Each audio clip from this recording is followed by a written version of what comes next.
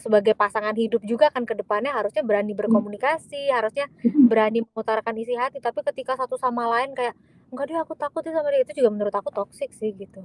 Apa ya, harus berpikiran terbuka kali ya, kalau misalnya emang Mmm. udah nyadar kalau hubungan ini terlalu toksik gitu, harus berani untuk keluar gitu, untuk Oke, meninggalkan gitu kalau aku ya. bener. Tips supaya suaranya merdu kalau nyanyi. Wah, Waduh, gimana gimana tuh tuh? ya? Tips tipsnya apa ya?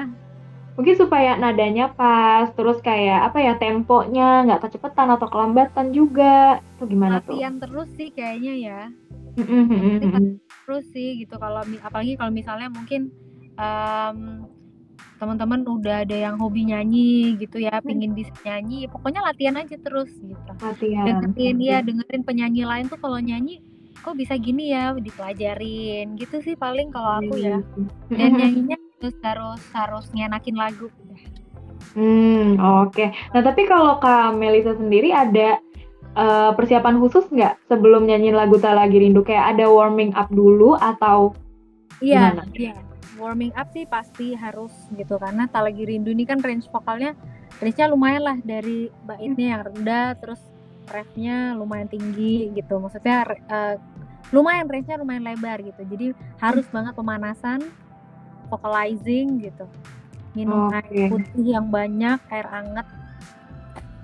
Kalau makanan ada pantangan gitu nggak, Kak? Misalnya nggak makan gorengan atau yang pedes-pedes supaya suaranya tetap Biasanya terjaga gitu? kalau kalau sebelum nyanyi, aku menghindari, susu pasti, pokoknya yang Oh, mengandung susu gitu, susu atau kopi susu gitu, pokoknya yang ada susunya biasanya aku ngehindarin, karena sama yang makanan yang terlalu banyak minyak sih, karena entar nggak enak gitu oke. tenggorokannya. Mhm mhm. Kayak ada yang ganjel berat gitu kali ya rasanya? Heeh, kayak ada riaknya gitu entar, Ah, iya kalau iya, aku oke. ya, kalau aku. Mhm mhm. Nah tuh girls bisa dicatat tuh, mungkin kalau kalian ada yang mulai mau konsen untuk, "Kayaknya aku pengen nyanyi aja deh," gitu, boleh tuh disimak, dicatat tips dari Kamea. Oke, selanjutnya nih Kak, trik merawat rambut supaya sehat dan gak lepek. Karena sejujurnya, aku kayak ngeliat rambutnya Kak Melisa, ya kok bagus, apa perawatannya, kan pengen tahu kita. Apa tuh Kak? Apa ya, sebenarnya aku nggak banyak perawatan, kayak literally cuman pakai sampo sama conditioner aja. Mhm mhm. Tapi kalau nggak lepek gimana ya? Aku tipe yang sering sering keramas sih, makanya mungkin jarang Oh, jarang kelihatan lepek ya, pasti bisa aja lepek sih rambutku gitu, cuman bener bener. aku kayak tipenya bisa tiap hari, sehari sekali keramas atau maksimal 2 hari Oke. keramas gitu. Jadi ya Wow. udah gitu, Heeh gitu heeh. aja. Hampir hampir setiap hari ya, Kak, ya? Iya, Mhm mhm. Iya, biar nggak dan lepek itu tadi ya. entah kalau udah mulai berminyak, udah mulai kotor tuh biasanya aku langsung cuci rambut. Mhm mhm. Ya risih juga ya, kitanya juga nggak nyaman gitu. Jadi ayo deh Heeh. mending bersihin aja sekalian gitu. Nah, Oke, pertanyaan terakhir nih, Kak, dari games ini sebelum kita lanjut ke sesi Q&A. Tips supaya nggak terjebak dalam hubungan toksik. Apa nih, Kak? Silakan. tipsnya adalah harus, mmm, apa ya, harus berpikiran terbuka kali ya, kalau misalnya emang Mmm. udah nyadar kalau hubungan ini terlalu toksik gitu, harus berani untuk keluar gitu, untuk Oke. meninggalkan gitu kalau aku ya, Bener. Mhm mhm itu mhm. sih paling. Jangan dipaksain ya, Jangan istilahnya karena dipaksain, bener.